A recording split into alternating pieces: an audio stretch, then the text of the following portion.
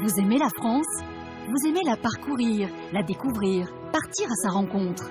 Vous avez même parfois l'impression de bien la connaître. Nous avons tous une petite plage, une petite crique, une clairière, un hameau ou un chemin qui n'appartient qu'à nous, loin des sentiers battus, et que nous ne voulons partager qu'avec ceux que nous aimons. C'est cette France-là que nous voulons vous faire découvrir à travers 100 lieux qu'il faut absolument voir dans votre vie.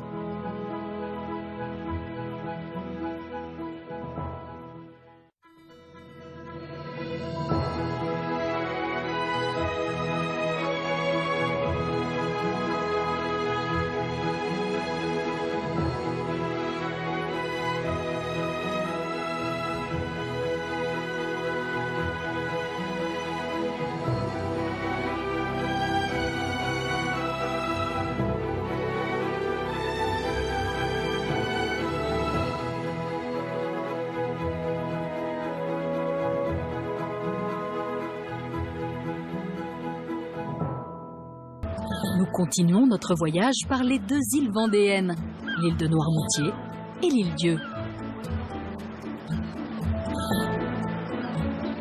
L'île de Noirmoutier, la plus grande, est reliée au continent par un pont et par le célèbre passage du Gois que l'on peut emprunter uniquement à marée basse. L'île Dieu, sur laquelle nous nous rendons, se situe à 17 km des côtes vendéennes. Sa face sud-ouest abrite de magnifiques plages logées dans des criques escarpées. Pour profiter de ces paysages de rêve, il faut prendre un bateau qui relie le continent à l'île en une demi-heure.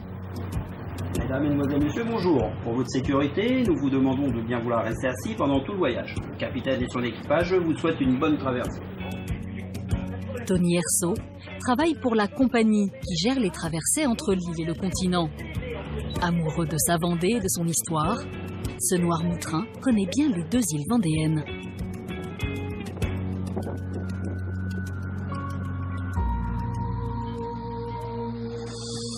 L'île Dieu concentre sur ses 23 km² de terres émergées une grande diversité de paysages.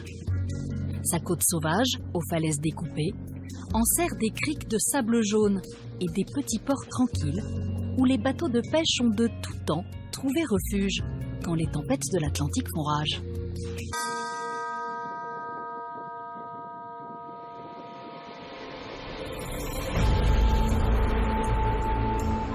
C'est sur sa face ouest que l'histoire de l'île Dieu s'est écrite. Sur cette côte escarpée, en haut d'un piton rocheux, sont posées les ruines du vieux château surplombant la mer. Forteresse défensive, bâtie au début de la guerre de 100 ans par les seigneurs de l'île, on raconte que le dessinateur Hergé, le père de Tintin, se serait inspiré de ce château médiéval pour dessiner celui de l'île Noire. Tony a pris rendez-vous avec le gardien des clés du vieux château, Frédéric Bernard, guide sur l'île Dieu.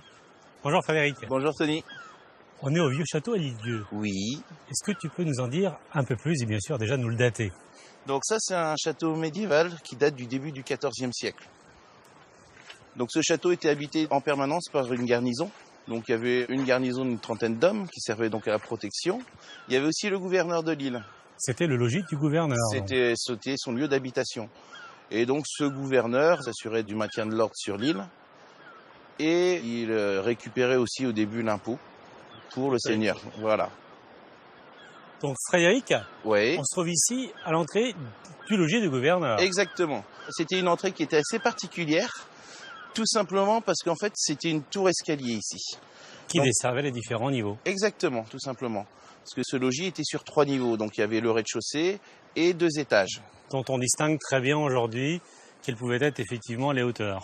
Au niveau du rez-de-chaussée, on va s'avancer. Et là, justement, c'est ce qui reste aujourd'hui, cette fosse. Voilà. Donc, cette fosse, c'est tout simplement l'ancien garde-manger du château. C'était là qu'ils entreposaient tout le frigo, le cellier, voilà. Et donc, bien sûr, par-dessus cette fosse, il y avait un plancher. D'accord. Et cette grande salle qui était au-dessus servait à recevoir. Donc principalement les îlets quand il y avait des doléances à transmettre au seigneur. Et aussi ça pouvait servir de lieu où la justice était rendue. Oui, puisqu'il avait un pouvoir de police et de justice sur l'île, Voilà. sur les habitants. Exactement.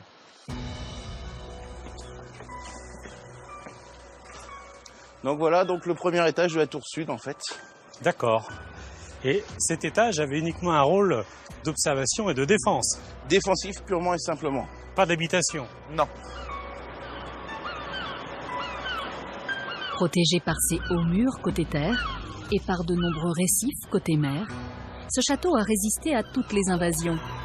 Sauf en 1355, quand le célèbre corsaire anglais Robert Knowles réussit à s'en emparer. Il occupe à l'île pendant 37 ans. Si le château est dans cet état-là aujourd'hui, c'est dû principalement à un roi de France, qui est le roi Louis XIV. Tout simplement parce que ce roi, au cours du fin XVIIe siècle, va faire détruire énormément de châteaux médiévaux, parce qu'ils étaient inoccupés. Et lui voulait surtout éviter que d'autres personnes ne s'en servent. Dans un rôle d'attaque. Voilà, tout simplement, que ce soit Oui. de l'intérieur ou de l'extérieur. Et donc, pour le château de l'Île-Dieu, c'est en 1699 que le drame est arrivé, où un bateau de la marine royale française va arriver. Il va sortir ses canons et faire un joli tir groupé sur le château. Consolidé et entretenu en l'état, le vieux château n'a pas changé d'aspect depuis plus de 3 siècles.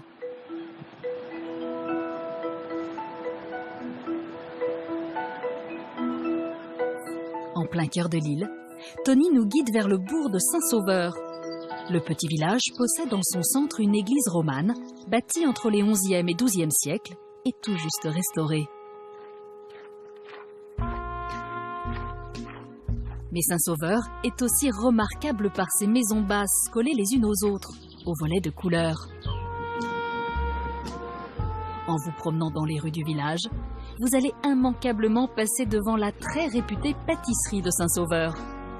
Outre de splendides et goûteuses confitures, le chef y fabrique une délicieuse tarte aux pruneaux, d'après une recette héritée des grands-mères de l'île. Faites comme Tony, entrez dans la merveilleuse boutique d'Alain Mousnier. Bonjour Alain. Salut Tony, Ça va bien? Ça va et toi? Alain propose à Tony de lui montrer comment préparer la spécialité de l'île. Alors, une tarte aux pruneaux, c'est 2 choses. Donc, c'est une pâte feuilletée savamment ratée. Et pourquoi ça va m'en rater? Ratée et tout, parce qu'en fait, ce sont des femmes qui faisaient cette pâte feuilletée. Il n'y avait pas toute la technique et toute la pâtisserie dedans.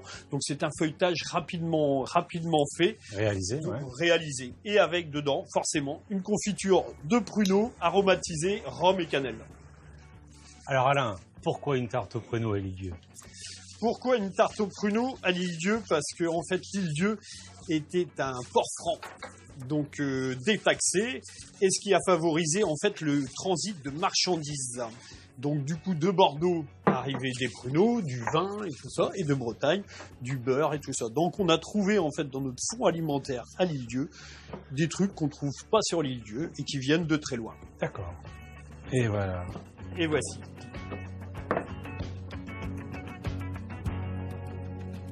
Et donc Alain, aujourd'hui, quelle est la signification qui est portée de la tarte aux pruneaux à l'Île-Dieu? Donc la signification, donc comme c'était en fait des produits un petit peu exotiques parce qu'on ne trouvait pas ça sur l'Île-Dieu, c'est devenu en fait le repas de tous les mariages. C'est l'incontournable. C'est l'incontournable. En plus, tous les gens qu'on ne pouvait pas inviter au mariage, parce que sur l'Île-Dieu tout le monde se connaît, c'est pas possible, il leur était offert une tarte aux pruneaux. Très très bien. Voilà. Et ça reste toujours d'actualité aujourd'hui. Et ça reste toujours d'actualité aujourd'hui. La tarte aux pruneaux doit être enfournée à 180 degrés, thermostat 6, pendant 1 heure. Allez, on va faire honneur au bon produit Moi aussi, ouais. et à ton travail. Merci Alain. Je t'en prie, bienvenue. Mmh.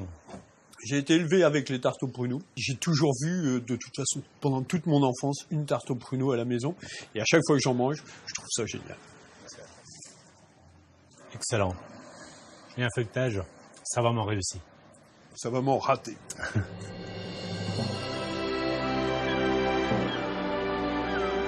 Après cette promenade sur la magnifique île-Dieu, nous continuons notre voyage. C'est par le passage du Gois que nous pénétrons dans l'île de Noirmoutier. Le long de cette route inondable, que les pêcheurs à pied fréquentent lors des forts coefficients de marée, des petites nacelles ont été aménagées pour protéger les promeneurs étourdis qui, chaque année, se laissent coincer en plein milieu du gué.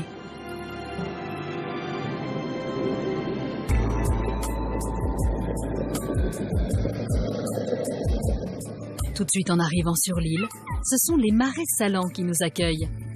Ils recouvrent un tiers de l'île de Noirmoutier.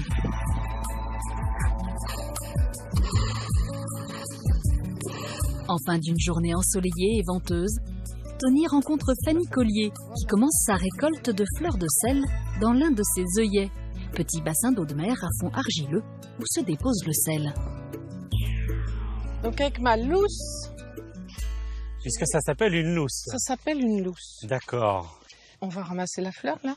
Tout à fait. Alors Fanny, là, tu ramasses cette fleur de sel. Est-ce que tu peux me dire exactement la fleur de sel?